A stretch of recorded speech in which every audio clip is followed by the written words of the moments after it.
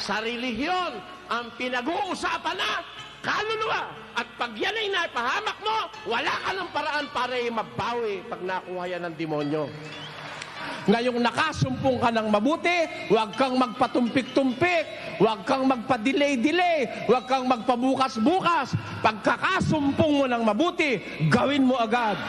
Kailangan lang ang gagawin mo, ang sasabihin mo, ang gagastusin mo, kailangan nakasulat. Amen?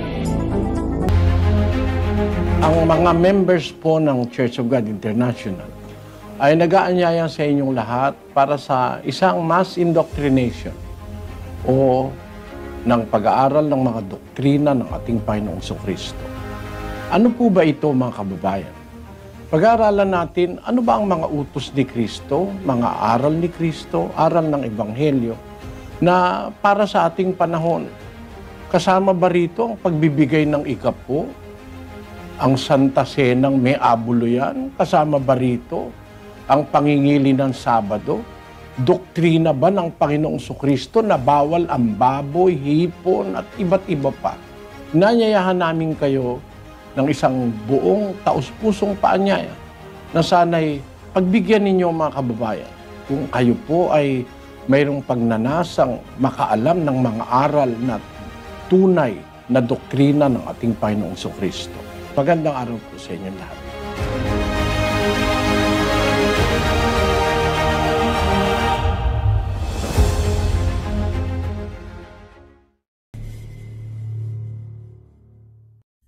Biblia ang sasagot, itanong mo kay Soriano. Sumasa inyo po ang dating daan Worldwide Bible Exposition. Inihahatid po sa inyo ng members ng Church of God International. Makakasama po natin ang iba't ibang remote points at samahan niyo po kami sa loob ng mga susunod na oras sa tulong at sa awa ng Panginoon ay makapaghatid po sa inyo ng mga kaalamang pang-espiritual sa pangunguna po ng kapatid na Eli Soriano. At magpapasalamat tayo sa Panginoon sa isang mabuting pagkakataong ipinagkaloob sa atin kasama ng ating mga panauhin sa iba't ibang lugar sa buong Pilipinas at ganoon din po sa buong mundo sa pamamagitan po ng World Wide Web. At para po hindi tayo magtagal, pinagkakaloob namin sa inyo si kapatid na Eli Soriano. Kapatid na Eli, magandang araw po sa inyo. Magandang gabi po, magandang araw, magandang hapon, kung saan man kayo naroong lugar, mga kababayan. Ang bati ng kapayapaan ang aming pinaabot sa inyo dito sa ating layunin na mag-aral ng mga salita ng Diyos. Ang amin pong layunin sa pag-iimbita o sa pag-aanyaya sa inyo ay maibahagi sa inyo ang mga kaalaman sa Biblia na maaaring hindi ninyo alam. Hindi naman po sa pangungunang bait, kundi kaya tinatawag natin itong Bible exposition. What is expected is for us to expose things which are not being exposed by other religious groups. Sa Biblia po, mayroong mga aral na hindi pinag-uukulan ng pansin na ituro ng ibang mga pangkati ng pananampalataya. Gaya noong sinasabi ni Pablo sa unang Korinto 4, versikulo 6. Ang sabi po'y ganito, Ang mga bagay ngang ito, mga kapatid, ay inianyo ko sa halimbawa sa aking sarili at kay Apolos dahil sa inyo, upang sa amin ay mga tuto kayo na huwag magsihigit sa mga bagay na nangasusulat, upang ang sino man sa inyo ay huwag magpalalo ang isa laban sa iba. Yun pong pangungusap ni Pablo na itinuro sa mga unang Kristiyano noong araw, upang sa amin mga tuto kayo na huwag magsihigit sa mga bagay na nangasusulat. Ang ibig pong sabihin ng mga apostol, kung ano yung kanilang isinulat, yun ang eksakto na dapat nating matutuhan. Huwag daragdagan, huwag babawasan. Sabi dun sa salita, huwag magsihigit sa mga bagay na nakasusulat. So ang punto ng pagkatuto na itinuturo ng mga apostol ay yung hindi dapat higit sa nakasulat. Yan po ang pagkakamali ngayon, halos ng lahat ng relihiyon. Lumalagpas sila doon sa nakasulat. Nagtuturo sila ng mga bagay na hindi isinulat ng mga apostol. Bakit po kailangan doon tayo lamang sa nakasulat matuto? Kasi kung alin yung nakasulat, yun po yung iniutos ng Panginoon sa 14:37 ng unang Korinto. Kung iniisip ninyo man na siya'y propeta o ayon sa Espiritu, ay kilalanin niya ang mga bagay na sa inyo'y isinusulat ko na pawang utos ng Panginoon. Sabi ng mga apostol, kilalanin daw natin yung mga bagay na isinusulat nila na yun ay pawang utos ng Panginoon. Kaya nasulat yon, utos ng Panginoon yon. Kung meron mang hindi nakasulat, hindi inutos yun ng Panginoon. Kaya yung hindi inutos ng Diyos, hindi natin dapat matanggap, hindi natin dapat sampalatayanan. Yung iniutos, yun ang ipinasulat, yun ang dapat nating tanggapin. Sabi ni Pablo, huwag magsigit sa bagay na nangasusulat. Para inyo pong maintindihan ang ibig kong sabihin, mga kababayan, ang nakasulat, yun ang dapat nating matanggap. Mula sa lahat ng aral na ating dapat tanggapin, dapat nakabata yun sa nakasulat. Ngayon po, maraming aral ngayon hindi nakasulat. Gaya nung halimbawa, purgatorio.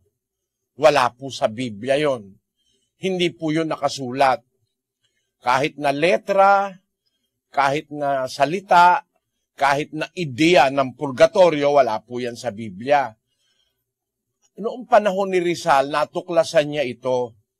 Ang sabi po ni Rizal doon sa Noli Me Tangere, kilala naman niyo si Rizal, siya ang ating pambansang bayani. Ang sabi ni Rizal doon sa pahina 72 ng kanyang Noli Me Tangere, ay ganito po ang nakasulat. Pakinggan niyo mga kapatid. Ito po ang nakasulat sa Noli Me Tangere, page 72. But now, let's see how the idea of purgatory, which is absent from both the Old and the New Testaments, became Catholic doctrine. Neither Moses nor Jesus Christ make the slightest mention of purgatory. Ayan, maliwanag ang sabi ni Jose Rizal. Alam niyo, nung panahon ni Rizal, mga kababayan, kaya niya natiyak na kahit si Moises, kahit si Kristo, hindi bumanggit ng kapiraso man lang sa purgatorio. Walang binanggit kahit kapiraso, not a slightest mention of purgatory was mentioned by Moses or the Lord Jesus Christ. So walang binabanggit para matiyak ni Rizal yan. Ibig sabihin, binasa ni Rizal ang buong Biblia. Ngayon po, hindi ganoong kahirap para matiyak mong walang purgatorio Kasi ngayon may computer na po, ang Biblia nasa computer na. Pagka naghanap ka sa computer, yung purgatorio, wala po sa Biblia yon. Ang isa pang halimbawa niyan, yung rosaryo. Yung rosaryo na ginagamit sa pananalangin, nasa Biblia ba yon? Nakasulat ba yon? Sinulat ba yon ng mga apostol, ng mga propeta, ng mga ebanghelista? Yung salitang rosaryo, wala po sa Biblia yon. Ni yung ideya ng rosaryo, wala po sa Biblia. Ang makikita natin sa Biblia, kontra sa ideya ng rosaryo. Pakinggan niyo ang Mateo 6:7. At sa pananalangin ninyo ay huwag ninyong gamitin ang walang kabuluhang paulit-ulit na gaya ng ginagawa ng mga hintil, sapagkat iniisip nilang dahil sa kanilang maraming kasasalita ay didinggin sila. Huwag nga kayong magsigaya sa kanila, sapagkat talastas ng inyong Ama ang mga bagay na inyong kinakailangan bago ninyo hingin sa Kanya. Sa Biblia po pala, kung ano yung nakasulat, mga kababayan, bawal pala ng Panginoong Hesus na manalangin tayo ng paulit-ulit, ulit ng ulit sa isang pagkakataon. Sabi ng Biblia, sa pananalangin ninyo, sabi ng Panginoong Hesus, huwag ninyong gamitin ang walang kabuluhang paulit-ulit, gaya ng ginagawa ng mga pagano o ng mga hintil, sapagkat iniisip nilang dahil sa kanilang maraming kasasalita ay didinggin sila. Nakita nyo? De kontra pa pala sa Biblia yung ideya ng rosaryo na kaya ginagamit para ulit-ulitin, bilangin yung mga buto ng rosaryo, bibilangin yon para matiyak na naulit-ulit mo ng tama yung panalangin. Labag pala sa Biblia yon, mga kababayan. Paulit-ulit. Biro mo 59 beses, 59 na beses mong uulit-ulitin yung mga panalangin nakapaloob sa rosaryo. Bawal pala ni Kristo yon. Yan po ang ibig kong sabihin. Yung salita ng Biblia, hindi nila ini-expose, hindi nila itinuturo sa tao na ang dapat matutunan natin, huwag hihigit sa mga bagay na nangasusulat. Kung ano lang yung utos ng Diyos, yun lang ang dapat nating gawin. Hindi natin dapat dagdagan o dapat bawasan. Sa 12:32 ng Deuteronomio, pakinggan niyo po. Kung anong bagay ang iniuutos ko sa iyo, ay siya mong isasagawa. Huwag mong dadagdagan ni babawasan. Hindi naman po kailangan ipaliwanag pa yan Napakaliwanag naman Kung ano lang yung utos ko, sabi ng Diyos, yun ang gagawin mo. Huwag mong dadagdagan, huwag mong babawasan. Kaya lahat ng utos ng Diyos nasa Biblia. At lahat po ng kalooban ng Diyos na dapat nating matutuhan nasa Biblia rin. Miski nga yung pangalan ng samahan Hindi naman kailangan umimbento ka pa ng mga pangalan Nasa Biblia na po yung pangalan ng iglesia, ng relihiyon na nakasulat sa Biblia. Hindi naman kagaya ng ginawa ng mga pastor ngayon, nag-imbento sila ng higit sa nakasulat. Iba sa nakasulat. Halimbawa, iglesia quadrangular. Wala naman po noon sa Biblia. Walang iglesia quadrangular sa Biblia. Iglesia metodista, episkopal. Wala naman pong ganon. Wala namang metodista, episkopal. Wala nun. Sa Biblia, wala po nun Wala namang iglesia sa Biblia na nakasulat na Iglesia Jerusalem Nueva. O kaya iglesia, kung ano-ano pa. Ang nakasulat po sa Biblia, iglesia ng Diyos. Yun ang nakasulat sa Biblia. Kung tayo susunod istrikto sa nakasulat, hindi mo tatanggapin yung iglesia Wesleyana o kaya iglesia Adventista del Septimo Dia. Wala naman po nakasulat na ganun sa Biblia. At sapat ang Biblia para magturo ng lahat ng kabutihan. Ikalawang Timoteo, Kapitulo 3, versikulo 16 hanggang 17. Ang lahat ng mga kasulatan na kinasihan ng Diyos ay mapapakinabangan din naman sa pagtuturo, sa pagsansala, sa pagsaway, sa ikatututo na nasa katwiran, upang ang tao ng Diyos ay maging sakdal, tinuruang lubos sa lahat ng mga gawang mabuti. Ayon, sabi po ni San Pablo, ang lahat ng kasulatang kinasihan ng Diyos, mapapakinabangan. Yon ang sabi niya, mapapakinabangan. Yung palang kasulatan ang dapat mong gamitin. Yung salitang mapapakinabangan, yun ang dapat mong kuhanin, yun ang dapat mong gamitin. Lahat ng kasulatang kinasihan ng Diyos, mapapakinabangan sa pagtuturo, sa pagsansala, sa pagsaway, sa ikatututo na nasa katwiran, upang ang tao ng Diyos maging sakdal, tinuruang lubos sa lahat ng gawang mabuti. So, lahat ng gawang mabuti, mababasa sa kasulatan. Yun po. At yun ang aming gustong matalakay sa mga Bible exposition. We are just like exposing things which are not being exposed, which are not being read, hindi itinuturo ng iba't ibang mga relihiyon. Kailangan yung nakasulat ang maituro. At kami po'y nag-aanyaya sa inyo, mga kababayan, na samahan ninyo kami. Yung inyong mga saloobin, yung mga duda ninyo, baka kayo mayroong tanong na ang sagot akala nyo wala, pero nasa Biblia po. Ang garantiya po ng Diyos, lahat ng katwiran nasa Biblia. At yan po'y napatunayan ko na sa matagal na panahon. Sa akin sarili, lahat ng aking tanong, nasagot ng mga talata ng salita ng Diyos sa Biblia. Kaya inaanyayahan ko kayo kung meron kayong anumang mga ideya, mga duda, mga tanong, o mga kahit ang palagay nyo imposibleng masagot, subukan po natin. Nasa Biblia po yan. Ang aking tiwala, ang Diyos ay hindi magkukulang ng bagay na ikabubuti po natin. Umpisa na tayo, kapatid na Daniel. Opo, kapatid na Eli, at konektado na tayo sa lugar ng United Arab Emirates. Nandun po si kapatid na Andy Perlada. Go ahead, UAE. Opo, kapatid na Daniel, kapatid na Eli. Ang magtatanong po dito ay si Mrs. Roslyn Idos. Siya po ay 33 years old, isang Katoliko.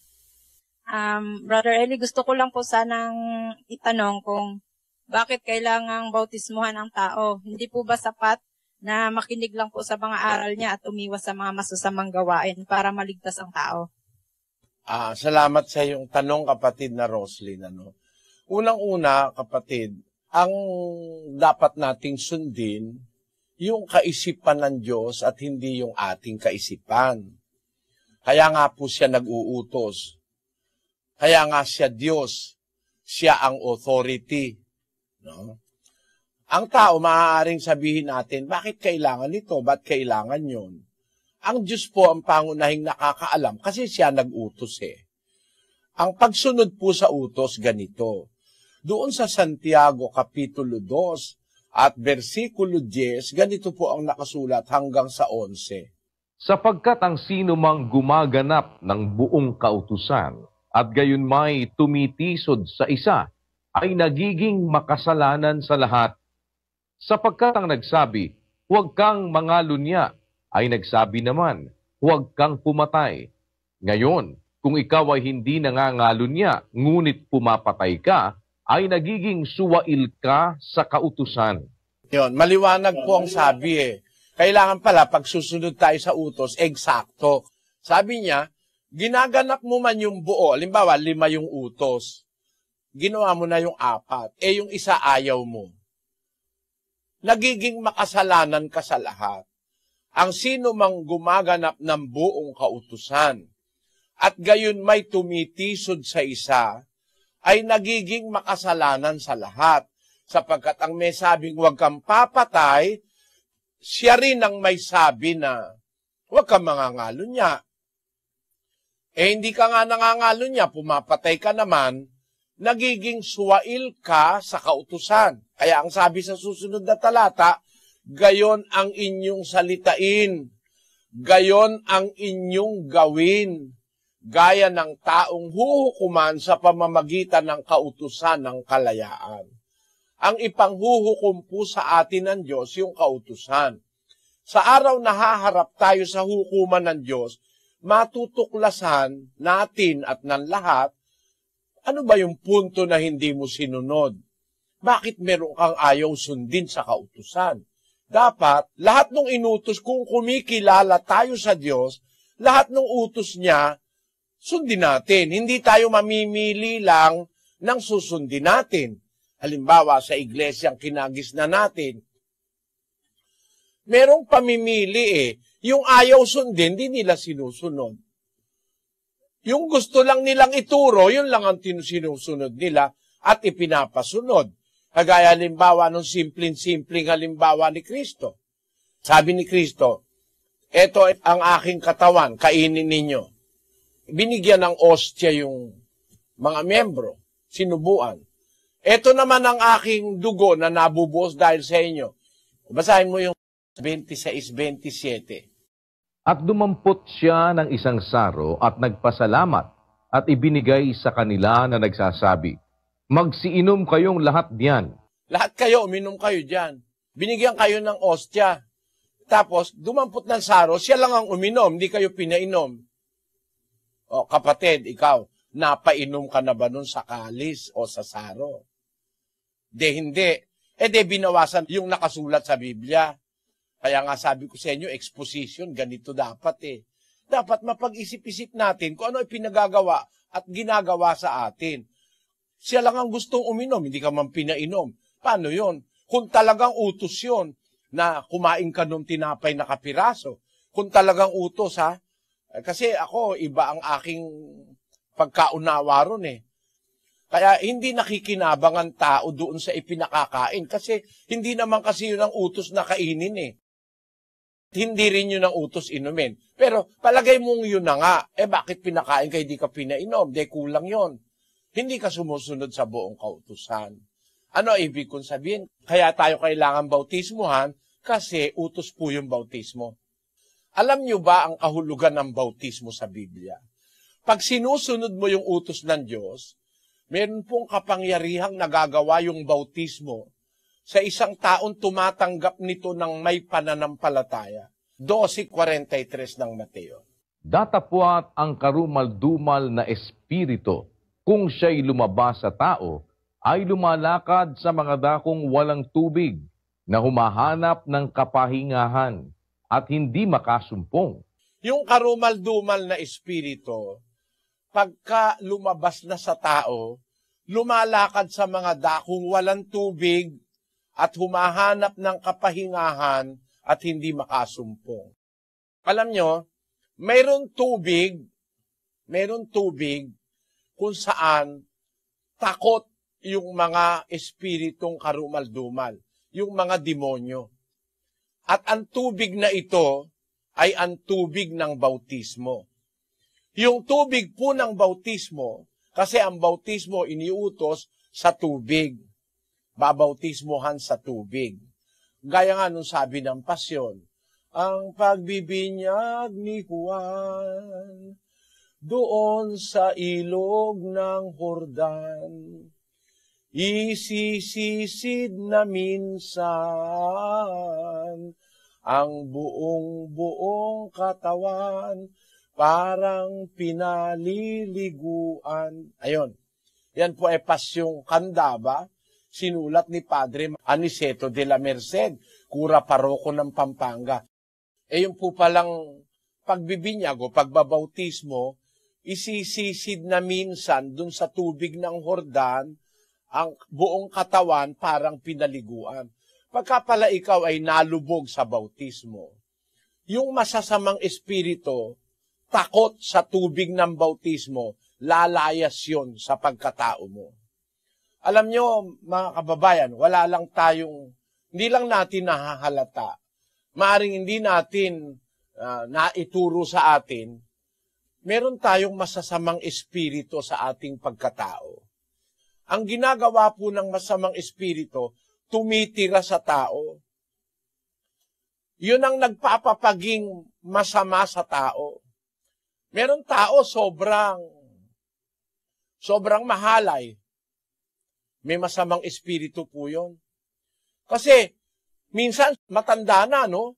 Gusto, gabi-gabi, iba-ibang babae. Merong babae naman, gusto, lahat ng lalaki, matikman niya. Merong ganun na kaming kilala nung araw, Kahit hanggang matanda na siya, sobra siya. Meron tao sobrang sinungaling. Napakasinungaling.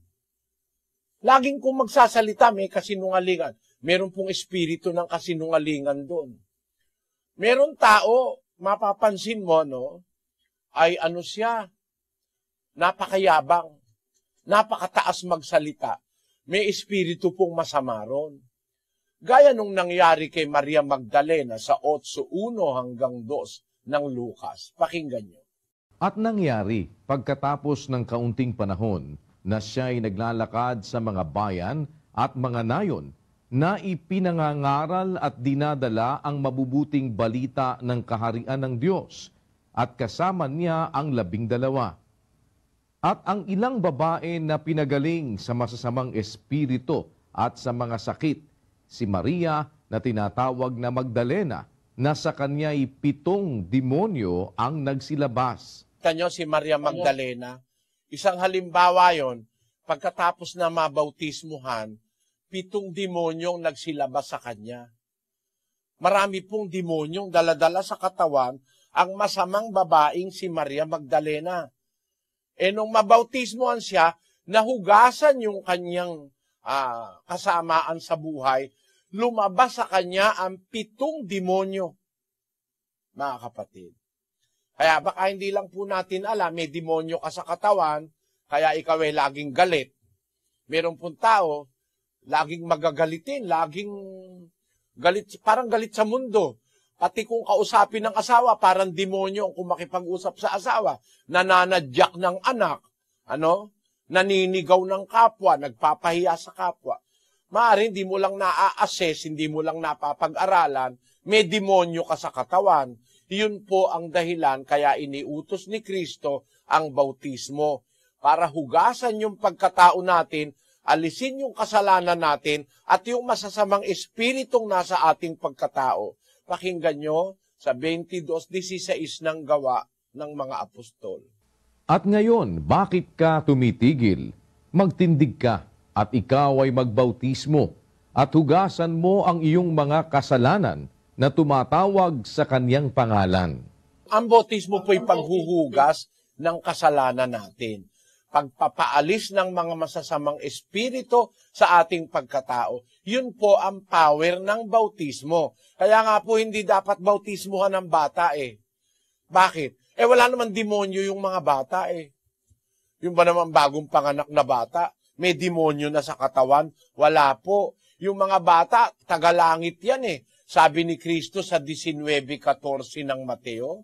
Datapwat sinabi ni Jesus, pabayaan ninyo ang maliliit na bata at huwag ninyong pagbawalan silang magsilapit sa akin, sapagkat sa mga ganito ang kaharian ng langit. Yan, ang kaharian ng langit, sa mga bata po yan ang mga bata, diretso sa langit yan Hindi po yan mapapahama kasi yung mga bata, walang demonyo sa katawan yan Wala pa namang kasalanang nagagawa yan Hindi kagaya nung sabi, ang mga bata raw may original sin. Wala po yun. Hindi po totoo. Wala nga yung original sin sa Biblia Walang ganun salita na original sin, na lahat ng tao mayroon daw original sin. Hindi po totoo yun. Si Juan Bautista nga hindi pa pinapanganak, punong-puno na ng Espiritu Santo Paano masasabihin mo may original sin yun? 1:15 ng Lucas, pakinggan nyo. Sapagkat siya'y magiging dakila sa paningin ng Panginoon, at siya'y hindi iinom ng alak, ni ng matapang na inumin, at siya'y mapupuspos ng Espiritu Santo mula pa sa tiyan ng kanyang ina. Mula pa sa tiyan ni Santa Elizabeth, si Juan Bautista, puspos na ng Espiritu Santo. Kaya nga siya ang unang-unang sinugo ng Diyos para magbautismo. Bakit? Sa kanya palang tiyan, puspos na siya ng Espiritu Santo. Siya inunang sinugo ng Diyos na magbautismo para po maging kasangkapan na ang mga tao lumabas ang masasamang espiritu sa kanilang pagkatao. Si Juan ang unang binigyan niya ng function, kaya ang tawag sa kanya Juan Bautista. John the Baptizer. Juan el Bautista, sabi sa Kastila. Kasi siya ang magpe-perform nung mahalagang tungkulin na kasangkapan siya ng Diyos para paalisin yung masasamang espiritu at hugasan ng kasalanan ng mga tao. Kaya nga mismo ang ating Panginoong Hesus nagpakita ng halimbawa nang siya ay pumunta kay Juan, para magbautismo. Mga kababayan, ang bautismo po'y mahalaga. Kaya lang, yung bautismong itinuturo ng Biblia, hindi po yun para sa mga bata. Yung bautismo para sa makasalanang nagsisisi, para sa makasalanang sumasampalataya. 2:38 ng Gawa. At sinabi sa kanila ni Pedro, mangagsisi kayo at mangagbautismo ang bawat isa sa inyo sa pangalan ni Hesukristo sa ikapagpapatawad ng inyong mga kasalanan, at tatanggapin ninyo ang kaloob ng Espiritu Santo. Kaya pala mahalaga ang bautismo. Pagpapatawad ng kasalanan, magsisi kayo, magbautismo kayo, sa pangalan ni Hesukristo sa ikapagpapatawad ng inyong kasalanan at tatanggapin ninyo ang kaloob ng Espiritu Santo. Kaalinsabay pala nung paglabas ng mga demonyo sa katawan natin, yung masasamang espiritu, papatawarin ang ating kasalanan at bibigyan tayo ng kaloob ng Espiritu Santo. Gaya nung nangyari kay Juan, na sa tiyan pa lang, meron na siyang Espiritu Santo. Puspos na siya ng Espiritu. Mahalaga pala ang bautismo, kapatid, kasi dahil sa bautismo, mapapatawad ang kasalanan mo at tatanggap ka ng kaloob ng Espiritu Santo. Para maging ang Espiritu Santo na pagkakaloob sa iyo, magiging taga-alalay mo, taga-tulong mo sa ating mga kahinaan. Yun po ang role o papel ng Espiritu Basahin natin ang 8:26 ng Roma. At gayon din naman, ang Espiritu ay tumutulong sa ating kahinaan, sapagkat hindi tayo marunong manalangin ng nararapat. Ngunit ang Espiritu rin ang namamagitan dahil sa atin ng mga hibik na hindi maisasaysay sa pananalita. Maliwanag, ang Espiritu tumutulong sa ating kahinaan. Sana naunawaan mo, kapatid na Roslyn, kung bakit mahalaga ang bautismo. Po, Brother Eli, maliwanag po. Maraming salamat sa Diyos po. Salamat sa Diyos. You're welcome, kapatid na Roslyn. Sa Digo City tayo, Davao del Sur, kasama po natin si kapatid na Jerry Cabanyero at ating mga panohin doon. Go ahead, Davao, please. Ang magtatanong po dito, kapatid na Daniel, kapatid na Eli, ay isa pong 19 anyos. Siya po si John Vesta, ay miyembro po siya sa Church of Christ. Narito po siya. May tanong po sana po ako. Bakit po maraming relihiyon pero isa lang naman ang Diyos na kanila o ating sinasamba? Bakit hindi po sinabi ng Panginoon ang specific na iglesia o simbahan? Yan lang po. Alam mo, kapatid, sinabi niya specific ang iglesia. Kaya lang, ang mga tao, umimbento sila ng iglesia nila. Yung nakasulat sa Roma, 10:2-3. Sapagkat sila'y pinatototohanan ko na may mga pagmamalasakit sa Diyos, datapwat hindi ayon sa pagkakilala. Sapagkat sa hindi nila pagkaalam ng katwiran ng Diyos, at sa pagsusumakit na maitayo ang sariling kanila, ay hindi sila napasakop sa katwiran ng Diyos. Yung mga tao, nagtayo sila ng kanilang sarili. Nagtayo sila ng sarili kasi hindi nila alam yung katwiran ng Diyos. Basahin natin sa Cebuano yung 10:2. Ang sabi, kay ako nagapamatuod kanila, nga sila adunay kakugi alang sa Diyos. Apandili sumala sa kahibalo. Kay sanglit wala nila hisayri ang pagkamatarong sa Diyos. Ug ginapaninguha nila ang pagtukod sa ilang kaugalingon, wala silang magpasakop sa pagkamatarong sa Diyos. Iyan ang dahilan, kapatid. Nagtayo sila ng sarili nilang iglesia. Pero doon sa sinasabi mo, may specific na iglesia o relihiyon na itinuro ang Diyos sa Biblia. Merong specific. Ang Biblia kasi hindi kalkulasyon Hindi ekspektasyon. Kundi ang Biblia ay direksyon. Lahat ng turo ng Biblia is specific. Sigurado. At tinan mo ang nasa Biblia, 2 Korinto 1:1. Sabi sa Tagalog, ganito. Si Pablo, na apostol ni Kristo Jesus, sa pamamagitan ng kalooban ng Diyos, at si Timoteo, na ating kapatid, sa iglesia ng Diyos na nasa Korinto. Ano ang iglesyang nasa Biblia?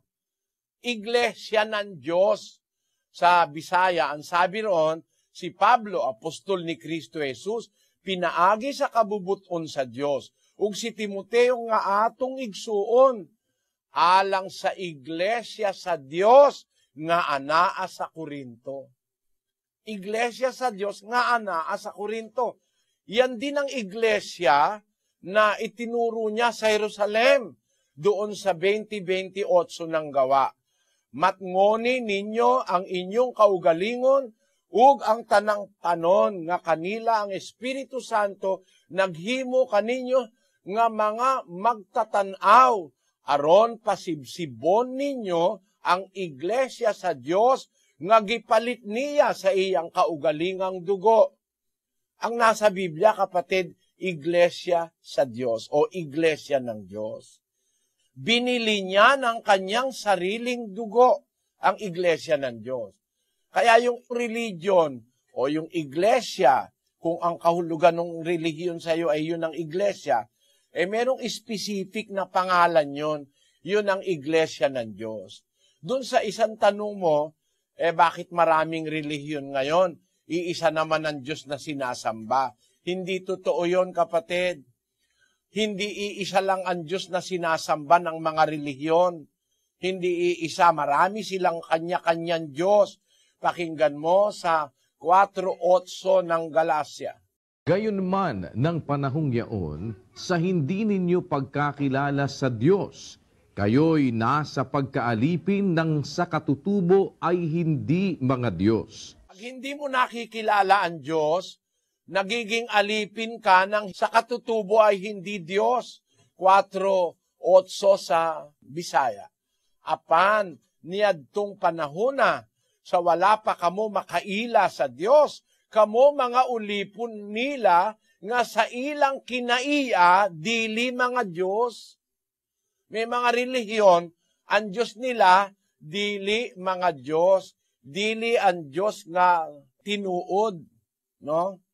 Dili ang tinuod na Diyos ang kanilang Diyos. Halimbawa, yung Diyos ng Sabadista, sabi nila, bawal daw sa kanila kumain ng baboy.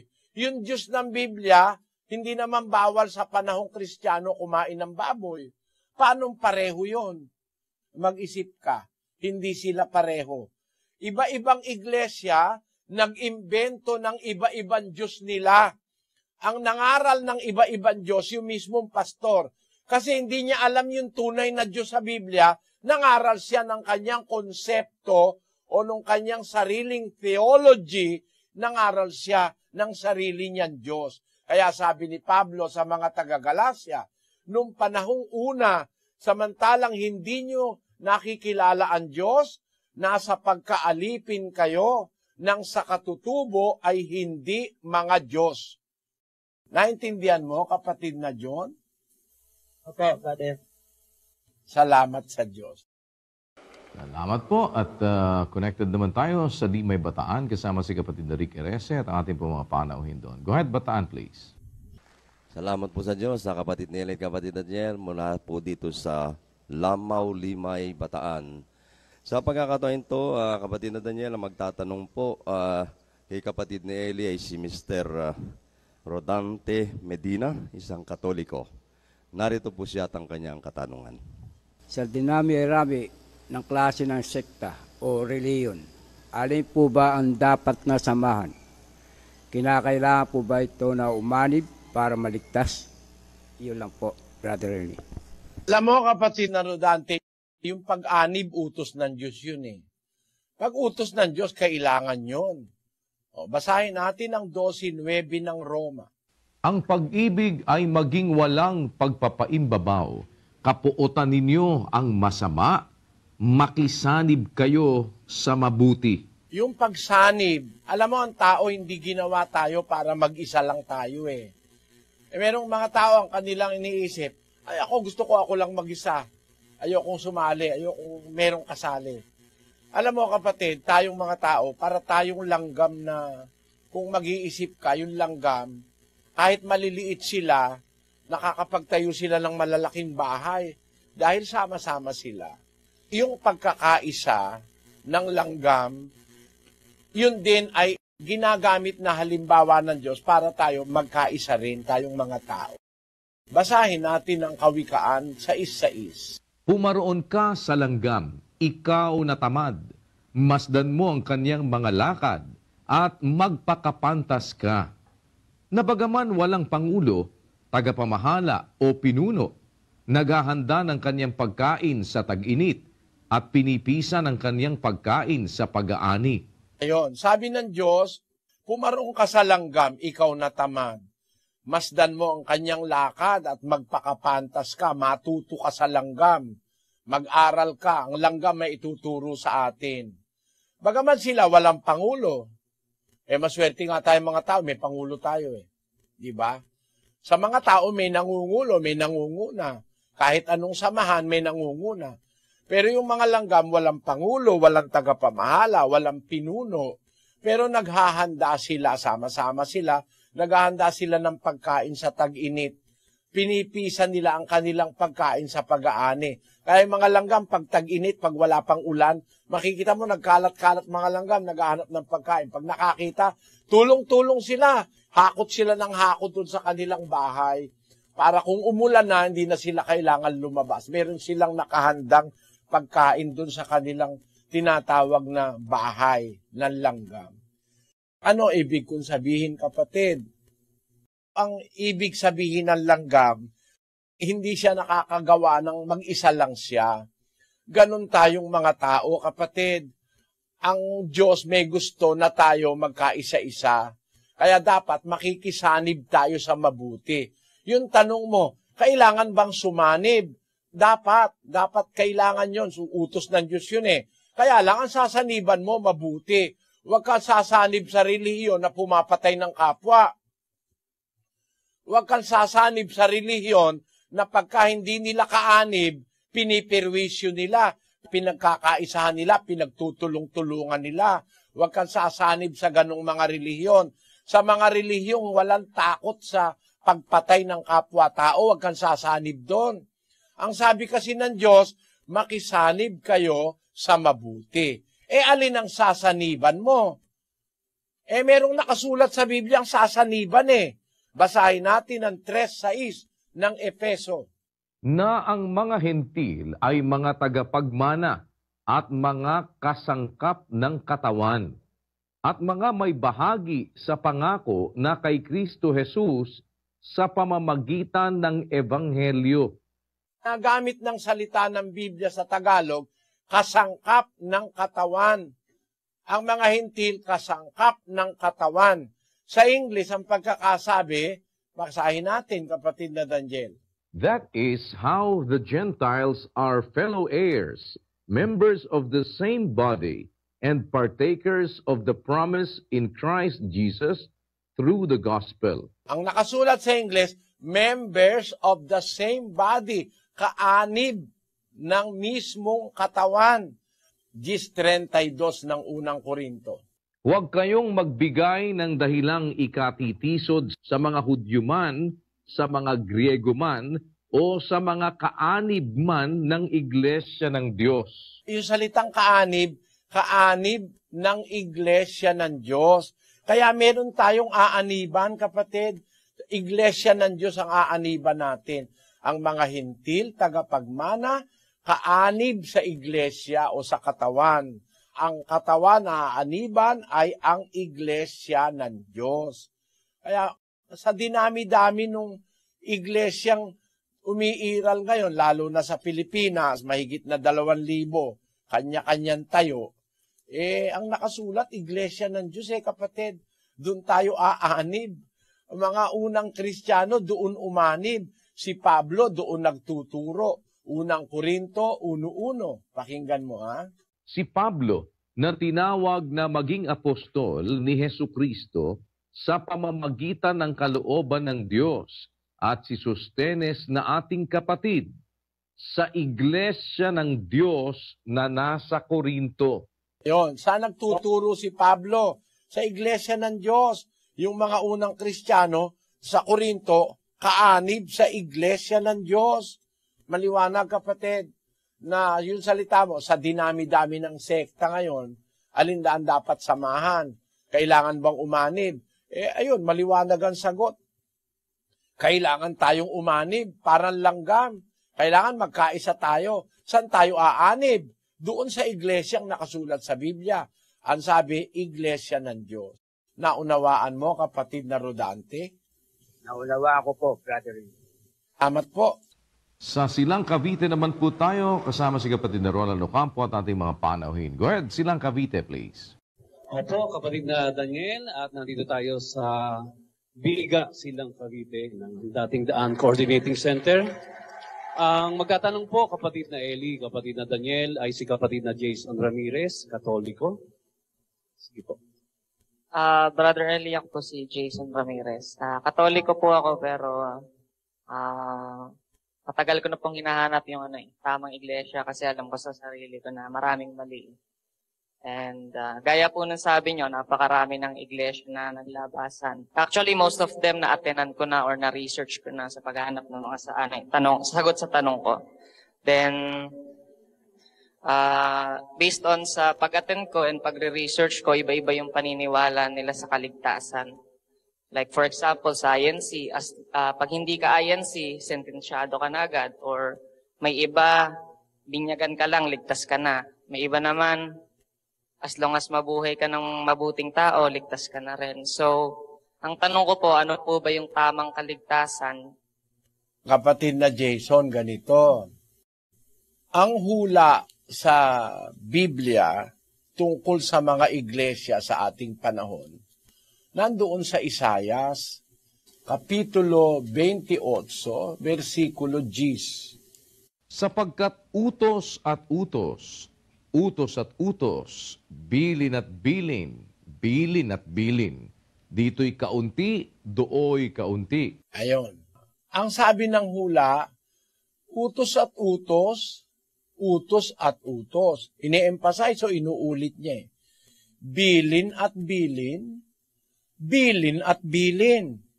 Dito kaunti, doon ay kaunti. Kahit saan ka pumuntanda ko, may utos na konti, may bilin na konti.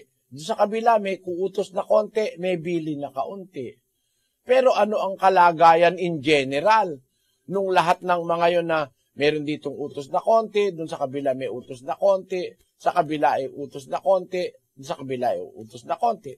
Ano ngayon ang kalagayan? 28:8. Sapagkat lahat ng mga dulang ay puno ng suka at ng karumihan, na anupat walang dakong malinis. Lahat ng dulang, sabi ng hula ni Isayas, puno ng suka at ng karumihan, walang dakong malinis. Alam mo yan, dulang sa Biblia, ang kahulugan yan, iglesia. Sabi ni Kristo, ang kaharian ng Diyos, parang isang dulang. May naglilingkod sa dulang, may nakaupo sa dulang. Ngayon, ako ikay naparito upang maglingkod sa dulang. Sabi ng Panginoong Hesus. Ang iglesia, parang dulang, ayon sa Biblia. Ang nakita ni Isaya sa kanyang hula, ang maraming mga dulang puno ng suka, maraming karumihan, walang dakong malinis. Kanino siya magtuturo ng kaalaman? Sabi dun sa susunod na talata. Kanino niya ipapatalastas ang balita? Silang nangalayo sa gatas at nangahiwalay sa suso. Sapagkat utos at utos, utos at utos, bilin at bilin, bilin at bilin, dito'y kaunti, do'y kaunti. Ang maraming dulang, kaya hindi malinis, may tigkakaunting utos, pero maraming suka at saka maraming mga karumihan. Yan ang larawan ng mga relihiyon ngayon, kapatid. Ang iglesia o ang relihiyon itinutulad sa dulang. Bawat isang iglesyang pupuntahan mo, meron ka mapapakinggang konting utos, konting bilin, no? Pagdating sa pera, maraming bilin. Pero sa utos, tiko konti, hindi ganap, walang dakong malinis. Yan ang nakikita mo. Kaya kung nag-aaral ka, most of the time, mapufrustrate ka. Makakakita ka ng mga errors, makakakita ka ng mga maling gawain sa iba-ibang mga relihiyon. Ngayon, sa tanong mo, ano ba yung tunay na kaligtasan? Ang tunay na kaligtasan ng tao, yung lahat ng utos at lahat ng bilin. Hindi konti rito, konti doon. Dapat lahat ng utos, lahat ng bilin. Ang sabi ni Pablo kay Timoteo, 1:5 ng Timoteo. Ngunit ang kinauuwian ng bilin ay ang pag-ibig na nagbubuhat sa malinis na puso at sa mabuting budhi at sa pananampalatayang hindi paimbabaw, na pagkasinsay ng iba sa mga bagay na ito ay nagsibaling sa walang kabuluhang pananalita, na nagsisipagnasang maging mga guro ng kautusan, bagaman di nila natatalastas kahit ang kanilang sinasabi, kahit ang kanilang buong tiwalang pinatutunayan. Yun doon sa 1.5, kapatid na Daniel, ang pagkasabi, ang kinauuwian ng bilin. Ibig sabihin, merong kinauuwian, kumbaga sa tubig, kumbaga sa tubig, flowing water, meron siyang final destination. Meron siyang kinauuwian. Ang utos ng Diyos o ang bilin kasi utos yan eh. Yung bilin, utos. Kaya sabi sa Isaiah, utos at utos, bilin at bilin, utos at utos, bilin at bilin. Ang kinauuwian ng bilin, ang kabuuan nun, dapat matupad, ay ang pag-ibig na nagbubuhat sa malinis na puso, sa mabuting budhi, at sa pananampalatayang hindi paimbabaw. Kaya kailangan buong bilin. Ang lahat ng bilin na uuwi sa pag-ibig. Pag-aralan mo yung pag-ibig na itinuturo sa Biblia, kapatid, nandoon lahat ang bilin eh. Yung pag-ibig na itinuro ng Diyos. Walang kulang doon. Yun ang pinakadakila sa lahat ng bilin, pag-ibig. Pag-ibig sa Diyos, pag-ibig sa kapwa, pag-ibig sa asawa, anak, kamag-anak, kaibigan, at pati sa kaaway. Pag ang relihiyon mong nasumpungan, hindi marunong umibig sa kaaway, pumapatay ng kaaway, namimirwisyo ng kaaway, alisin mo na agad sa susuriin mo yon. Hindi sa Diyos yon. Ngayon, doon sa tanong mo na alin baga ang tunay na kaligtasan? Ang tunay na kaligtasan, yung lahat ng bilin. Kaya nga may kinauuwian yun eh. May final yun eh. Merong sum total yun. Meron yung kabuuan. Kailangan buo yun. Yun ang kaligtasan. Hindi pwedeng kulangan at hindi pwedeng dagdagan. Mahigpit ang Biblia tungkol dyan. 22:18-19 ng Apokalipsis. Aking sinasaksihan sa bawat taong nakikinig sa mga salita ng hula ng aklat na ito. Kung ang sino man ay magdagdag sa mga ito, ay daragdagan siya ng Diyos ng mga salot na nakasulat sa aklat na ito. At kung ang sino man ay mag-alis sa mga salita ng aklat ng hulang ito, ay aalisin ng Diyos ang kanyang bahagi sa punong kahoy ng buhay at sa bayang banal na nangakasulat sa aklat na ito. Iba ang tunay na kaligtasan ay makarating ka sa bayang banal at makakain ka ng punong kahoy ng buhay sa paraiso ng Diyos, para makarating ka ron, dapat sundin mo eksakto ang Biblia. Ang mag-aalis ng alinman sa salita ng aklat na ito, aalisin ng Diyos ang kanyang bahagi sa punong kahoy ng buhay at sa bayang banal na nakasulat sa aklat na ito. Ang magdagdag naman sa aklat na ito, dadagdagan siya ng Diyos ng mga salot na nakasulat sa aklat na ito. Ang ibig sabihin, dapat makuha mong eksakto lahat ng bilin, lahat ng utos. Kaya nga ang frustration mo, pumunta ka na sa iba-iba, nagpunta ka na sa Baptist, Jehovah's Witnesses, nagpunta ka na sa iba-ibang mga denomination sa panahon natin, hindi ka pa rin kontento. Kaya nga, ako inaanyayahan naman kita. Hindi ka pa naman yata pumupunta sa amin Ngayon ka pa lang nagpunta. Makinig ka kung naghahanap ka talaga, Ang Diyos kasi may pangako Sabi niya, kumato ka, bubuksan ka. Humanap ka, makakasumpong ka. Humingi ka at bibigyan ka. Ang may capacity nun, ang Diyos lang Manalangin ka sa Diyos bago ka umalis sa bahay. Pumunta ka sa aming coordinating center na malapit sa iyo dyan sa Silang. Pagkatapos, ay makinig ka ng mass indoctrination. Pakinggan mong buo bago mo hatulan. Huwag kang aanib muna. Huwag kang, kung ayaw mong umanib, pwede rin. Makinig ka lang, you are welcome. Suriin mo yung mapapakinggan mo mula sa doktrina ng Panginoong Hesukristo itinuturo ng members of the Church of God International. Ikumpara mo sa mga napakinggan mo na, matutuklasan mo ang pagkakaiba, kapatid. Kasi sabi mo, nagpunta ka na sa iba-iba, isama mo kami para to do yourself justice. Kasi ang utos ng Diyos, subukin ninyo ang lahat ng bagay. If there are still other religions that you have to investigate all of them. Tapos, include us in the investigation you are doing. Utos kasi yun eh. Huwag kayong maniwala sa bawat espiritu, subukin ninyo ang mga espiritu kung sila'y sa Diyos. O makikita mo, you can judge for yourself. Makikita mo, imbestigahin mo. Kasi hindi ko naman pwedeng sabihin sa iyo lahat ngayon eh, no? Pero kung naghahanap ka talaga ng kaligtasan, ang kaligtasan kasi, ang dapat mong suriin yung doktrina. Kapatid na Daniel 7:17 ng Juan.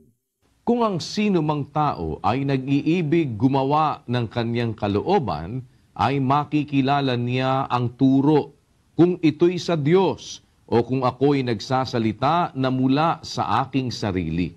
Kita mo? Kung ang sino man tao, kagaya mo, gusto mong gumawa ng kalooban ng Diyos, sabi ng Panginoong Hesus, makikilala niya ang turo.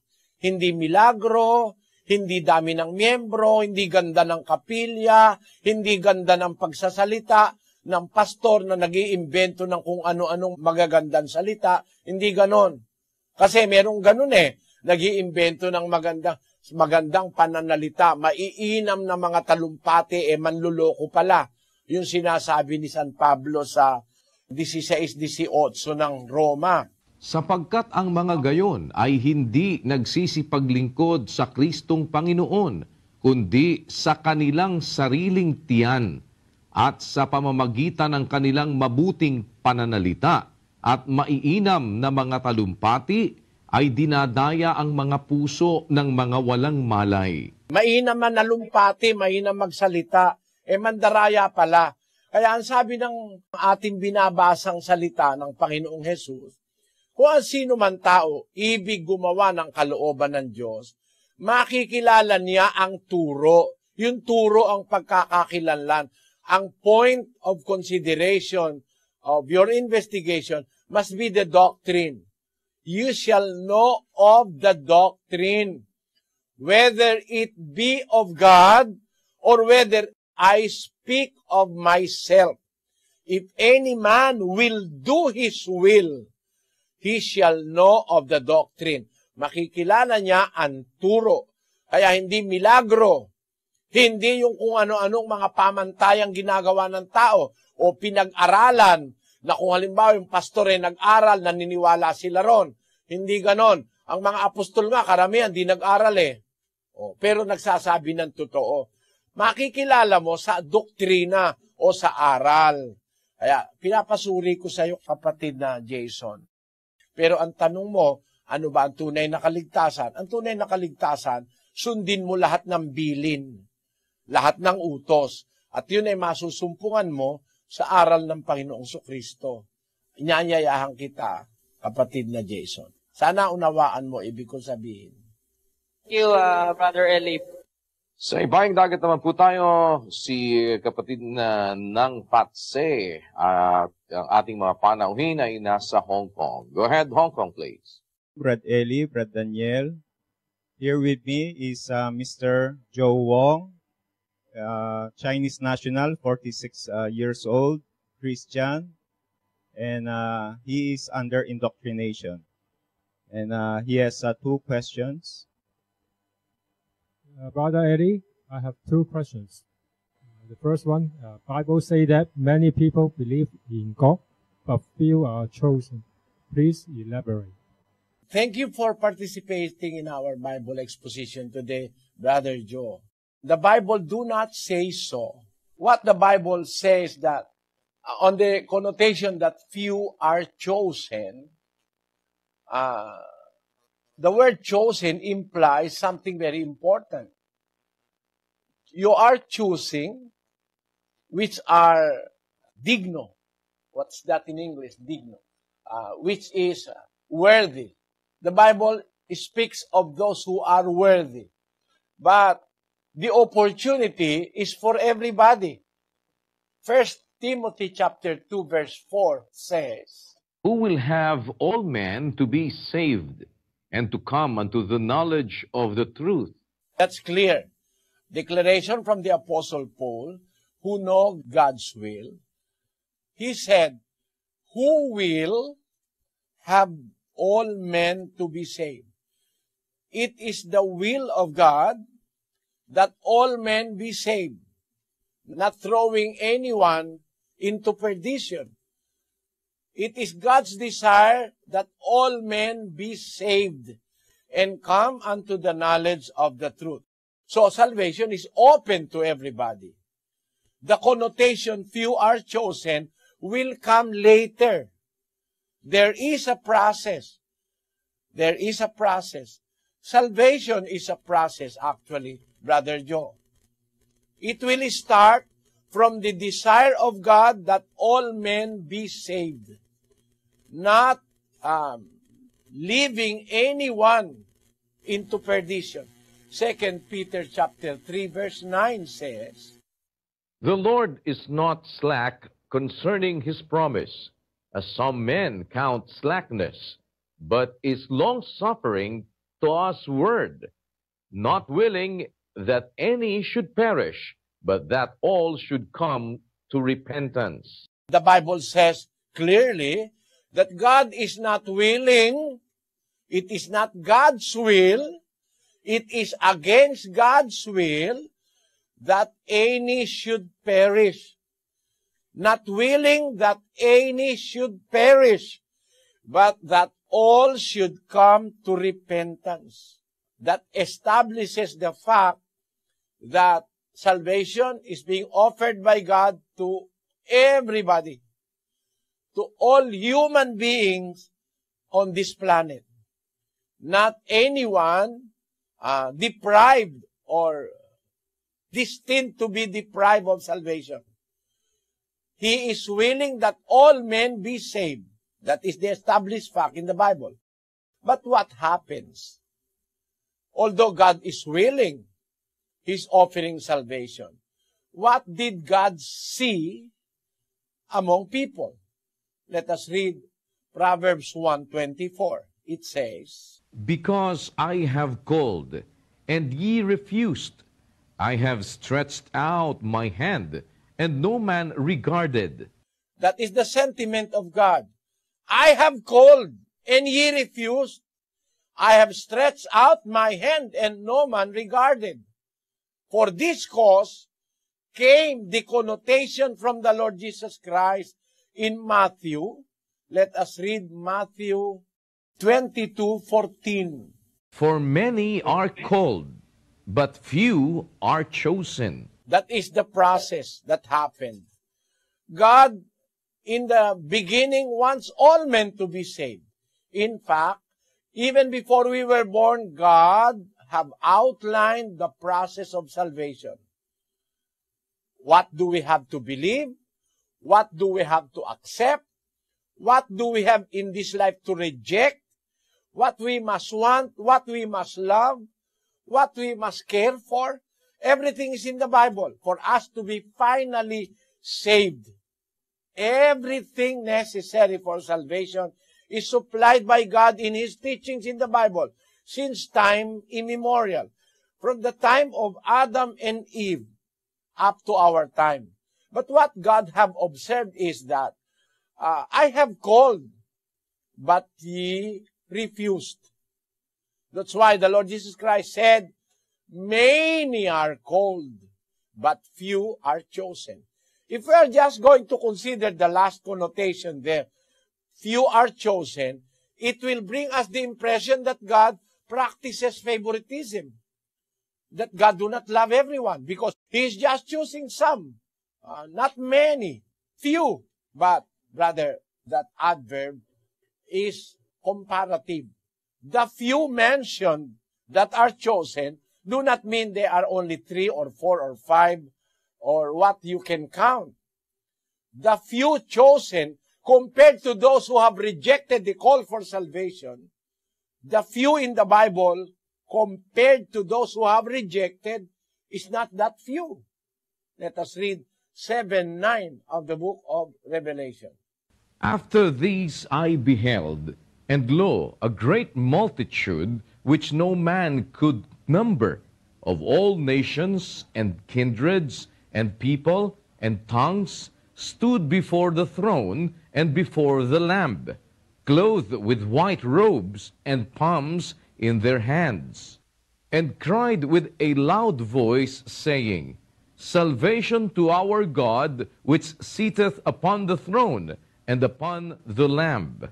That is the truth. What John have seen in the vision is there is a great multitude which no man could number. Why? They are multitude. There is no one man living that can count them. The logic is, how can you count when you live only for a short period of time on earth? Example, Moses may have counted the Israelites, or King David, or any other king that reigned in Israel. Those who are worthy for salvation may have been known to David, to Solomon, and to other kings that reigned in the kingdom of Israel. But not one man among them can count everybody, because we live only for a certain period of time. According to the Bible, what John saw in the vision, in the final day of salvation, there is a great multitude which no man could number, of all nations, kindreds, people, tongues, stood before the throne and before the Lamb, clothed with white robes and palms in their hands. So these are saved. They were found worthy to be saved. Now, this is a great multitude. If the connotation few will not be taken from the context of the Bible, will it imply that God only wants a little number of people to be saved? No. He wants every man to be saved. In fact, He opened and offered the salvation to everyone, not willing that anyone would perish, but would come unto repentance and unto the knowledge of the truth. So that belies the conception that only few will be saved. No. The word few are chosen. That word few is compared to those that will perish, because many have rejected the call of God. While it is in God's heart that all men should be saved, but many have rejected them. But that's why the Lord Jesus Christ concluded that few are chosen. But that few, chosen few, could number into billions, Brother Joe. You just continue, Brother Joe, and if at one sitting you do not understand, there are available recorded episodes of our indoctrination sessions, which you can go over and over and over again until you find the knowledge of the truth. And may God guide you. Do you understand my point, Brother Joe? Yes. Thank you for your participation. I wish you everything that is divine. May God bless you. Thank you so much. Balik po tayo ng Pilipinas. Valenzuela City naman po tayo. Si kapatid na Danny Navales, kapatid na Dino Hilario. Go ahead, Valenzuela City. Opo, salamat po sa Diyos, kapatid Nelly at kapatid na Daniel. Ang magtatanong po nating bisita dito sa ating lugar, sa Valenzuela, ay si John Medrick Cunanan, isang Katoliko, 16 years old po. Ito po ang kanyang katanungan. Tanong ko po ay kung hanggang kailan po ba tayo kayang patawarin ng ating Diyos Ama? Alam mo, kapatid, meron tayong hint, meron tayong, kumbaga, clue kung hanggang kailan tayo pwedeng patawarin ng Diyos. Nang magsalita siya sa ating apostol na si Pedro, sabi ng Panginoong Hesukristo doon sa Mateo, nagtanong kasi si Pedro, ang sabi niya, ilang beses kong patatawarin ng aking kapatid. 18:21 ng Mateo. Nang magkagayoy lumapit si Pedro at sinabi sa kanya, Panginoon, makailang magkakasala ang aking kapatid laban sa akin na siya'y aking patatawarin hanggang sa makapito? Sinabi sa kanya ni Jesus, hindi ko sinasabi sa iyo hanggang sa makapito, kundi hanggang sa makapitumpung-pito.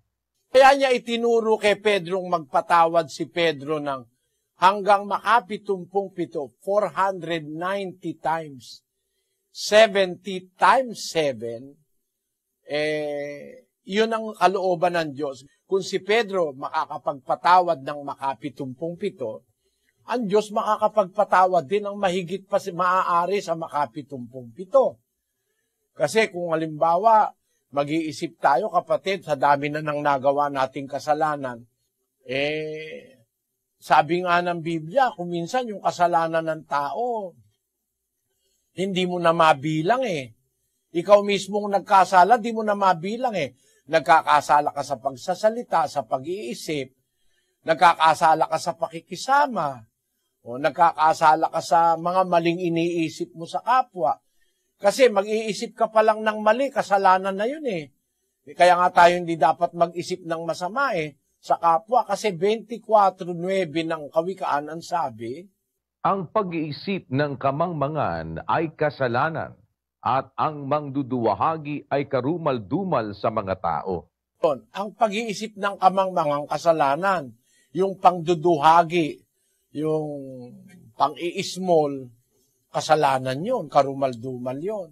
Kaya, nag-iisip ka palang kasalanan na kuminsan lalo na pag nagsalita ka na, gumawa ka na, naghinala ka na, nagbintang ka na, napakaraming mga chances na nagkakasala ang tao. Pero sa tanong mo na hanggang kailan tayo kayang patawarin ng Diyos, habang ang ginagawa nating kasalanan ay hindi naman tayo nagtataglay ng masamang yung criminal intent. Hindi natin pinaplano yung mga bagay na kriminal. Halimbawa, kasi meron kasing mga tao talagang nagpaplanong magkasala Pinaplano nila yung pagkakasala, iniintensyon nila.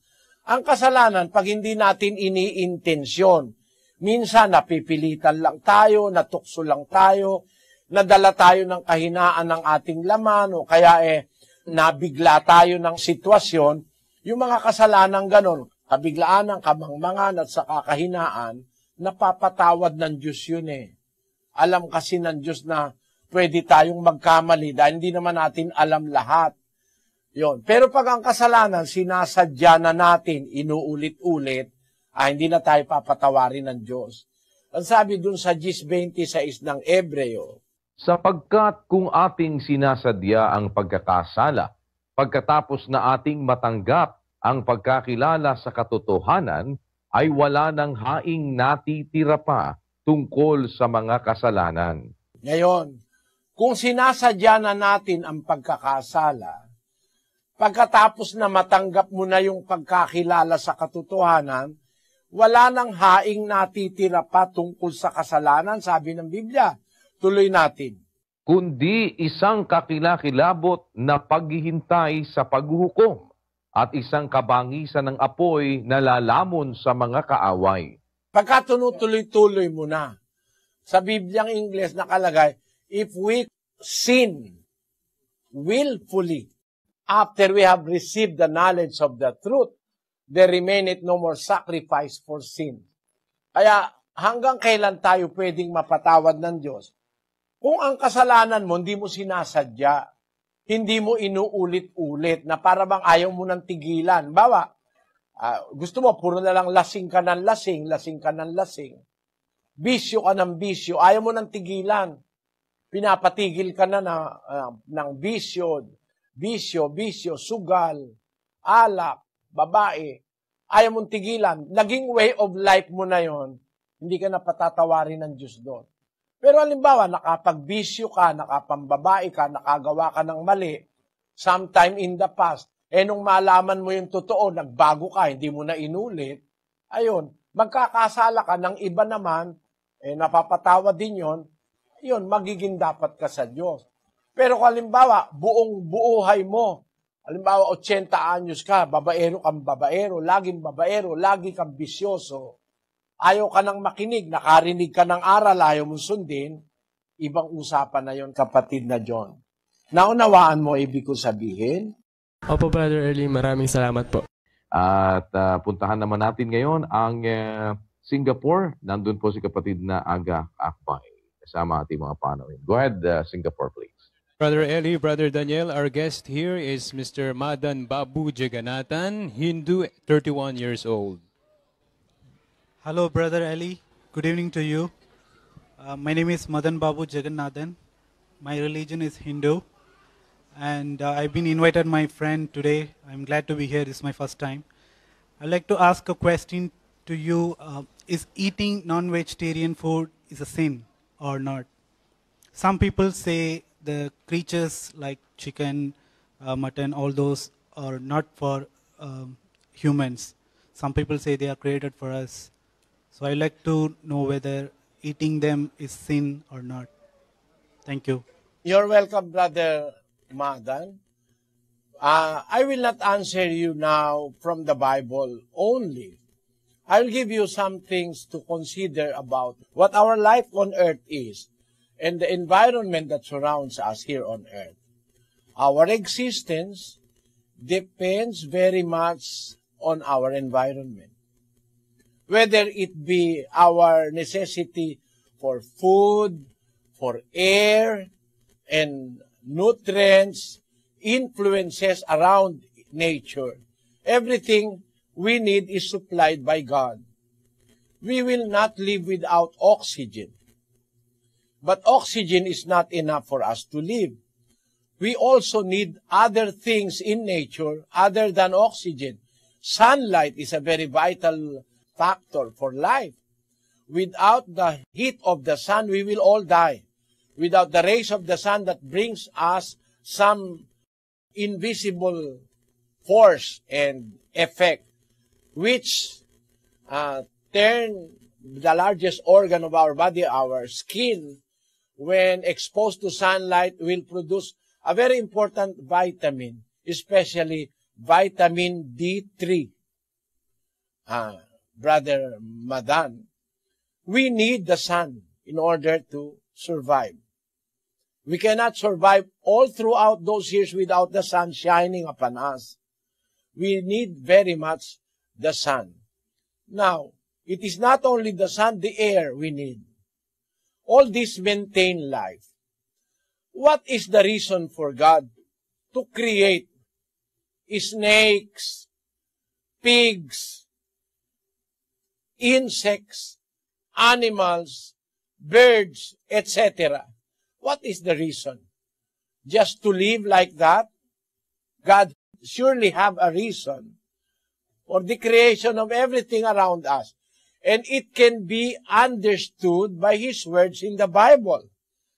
In the book of Genesis chapter 9, verse 1 onwards, it says, And God blessed Noah and his sons, and said unto them, Be fruitful and multiply, and replenish the earth. And the fear of you and the dread of you shall be upon every beast of the earth, and upon every fowl of the air, upon all that moveth upon the earth, and upon all the fishes of the sea.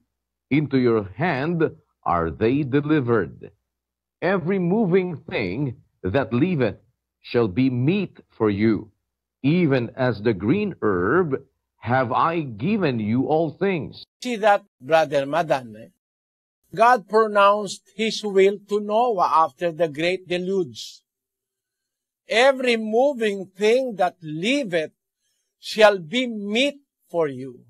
Even as the green herb have I given you all things. I understand that Hindus do eat herbs, vegetables, fruits. It is one, or those things are included in God's plan for our sustenance, for us to live. But you cannot forgo the fact that God pronounced to Noah many millennia ago, every moving thing that liveth shall be meat for you. So it is not only being vegetarian that we must live. We can live also eating herbs and eating meat of every moving thing that liveth, whether it be in the sea or the fishes in the sea, the fowls of the air, and the animals in land. It is very clearly mentioned in chapter 9, verse 2. The fear of you and the dread of you shall be upon every beast of the earth, and upon every fowl of the air, and upon all that moveth upon the earth, and upon all the fishes of the sea. Into your hands are they delivered. It is a power that God gives Noah and the entire human race to live and to be sustained by everything that moveth. Every animal, it can be insect also. Remember that John the Baptist was sustained by diet of locust and honey. In the book of Matthew, chapter 3, verse 4. And the same John had his raiment of camel's hair, and a leather girdle about his loins, and his meat was locust and wild honey. Locust is not an animal. It's not a fish. It's an insect. So everything that moveth, God pronounced to Noah, shall be meat for you, as also the green herbs I have given you. So you do not only subsist on vegetables and herbs and fruits, but we can eat anything that moves. And we have a choice of a wide variety of things. For example, there are 3 or 4 of you who must eat. You can choose a little animal or a little bird, like a chicken. But if there is a company of you that will eat, you can choose an ostrich or a larger bird. No? If you only have about 10 or 20 people, you can butcher a pig to eat. But if there are more people, you can butcher a greater or a bigger animal, like a cow or a carabao, to sustain. Because they are not prohibited by God. Even from the time of Adam and Eve, if we go much, much further than the time of Noah, let us read in Genesis chapter 1, verse 28, God's pronouncement to Adam and Eve. And God blessed them, and God said unto them, Be fruitful, and multiply, and replenish the earth, and subdue it, and have dominion over the fish of the sea, and over the fowl of the air, and over every living thing that moveth upon the earth. And God said, Behold, I have given you every herb bearing seed, which is upon the face of all the earth, and every tree, in the which is the fruit of a tree yielding seed. To you it shall be for meat. And to every beast of the earth, and to every fowl of the air, and to everything that creepeth upon the earth, wherein there is life, I have given every green herb for meat. And it was so. It is not only herb that he gave to Adam and Eve. He pronounced even as early as the time of Adam and Eve, when people are not accustomed to eating meat, God said, every beast of the earth, and to every fowl of the air, and everything that creepeth upon the earth, I have given you, as I have given you also every green herb for meat. That is very clear instruction from the Creator of life on earth.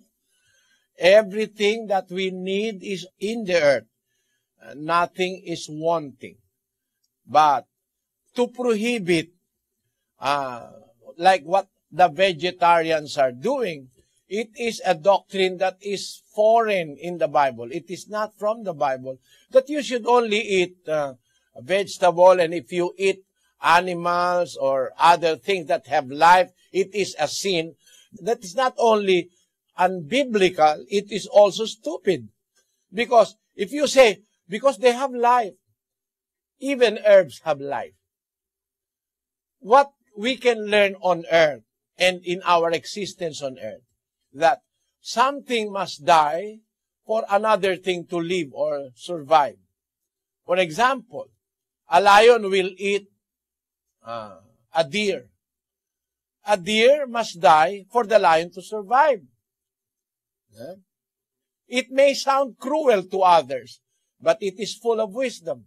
For example, when a lion is chasing an herd of deer or goats or sheep, if the lion is chasing something for food, all these animals will run at the top of their power or their speed. They will run, but eventually the lion will catch one. And what will be caught? Those that are slow, those that are defective, which cannot run as fast as they can, will be the victim of the lion. That is God's way of making, for the generations to come, choosing only the fittest, survival of the fittest, and the elimination of the unfit. That is in the animal kingdom. In the animal kingdom, I do not include the human family. In the animal kingdom, the rule, survival of the fittest and the elimination of the unfit. If a lion is chasing a group or a flock of maybe goats, those that can run very swiftly, which have no body defects or which is not sick, can run as fast as they can so that they can evade the attack of the lion. But those who are weak will be caught by the lion for the lion to survive. It may sound cruel, naturally, but it is God's way of maintaining the health of the next generation of goats or deer by using the lion as an instrument of eliminating those who are unfit. Like, for example, in the jungle, wherein there is no cleaner. If an animal die of sickness, you cannot find lion eating dead animals. They only want live animals. Lion, tiger, leopard do not eat dead animals. But God intentionally have created vultures to clean the forest and the wild. Why? Because if that dead animal carcass will be eaten by other animals, it will spread diseases like the dangerous anthrax. But God destined a garbage collector within the forest or in the wild. Vultures, with the kind of bacteria they have in their system, can kill even the dreadest of bacteria and disease-causing bacteria, in order that all those dangerous carcasses of dead animals in the forest will be cleaned. And there are what we call scavengers for those. One of them are the vultures.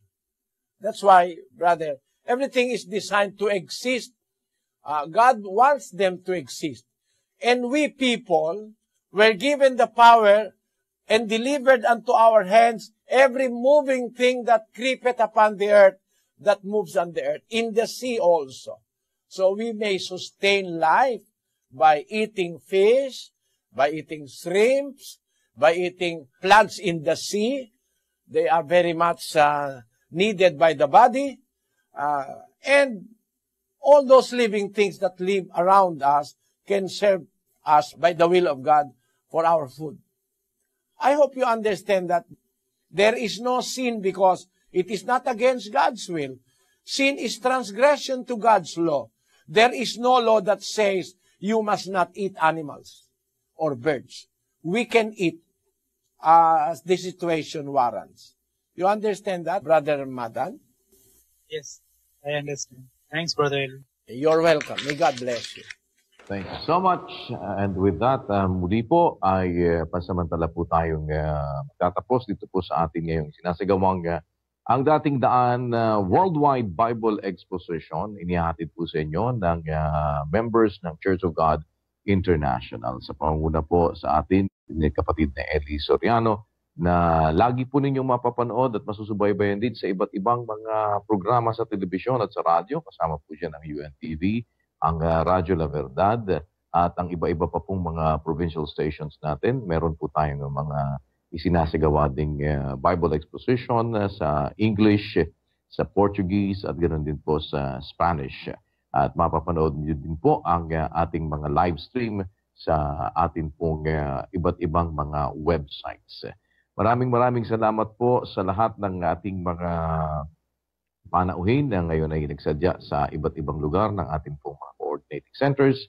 At yun din pong ating mga taga-subaybay sa ating pong YouTube channel at sa iba't iba pa po nating mga websites kung saan atin pong ini-stream ang ating ginagawang ang dating daan Worldwide Bible Exposition. Sa lahat po ng mga kapatid na katuwang natin palagi sa mga ganitong gawain. Higit ang ating pagpapasalamat sa Diyos na siyang nagbibigay sa atin ng mabuting pagkakataon at ng buhay at lakas para po magamit natin na ito'y maipagsilbi natin sa Kanya.